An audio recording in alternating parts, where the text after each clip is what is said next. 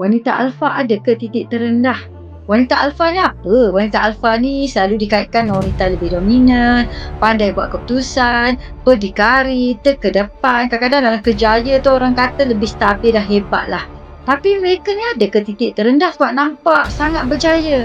Sebenarnya, memang setiap orang ni ada titik terendah. Termasuklah wanita alfa.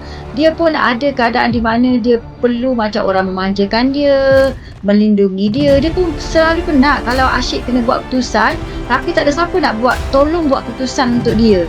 Dia pun perlukan orang ambil perhatian pada dia. Dia nak juga kadang-kadang dia jadi tak berapa tahu tapi orang yang tolong buat untuk dia. Itu sebenarnya wanita alfa juga dia ada keinginan yang sama seperti wanita yang lain.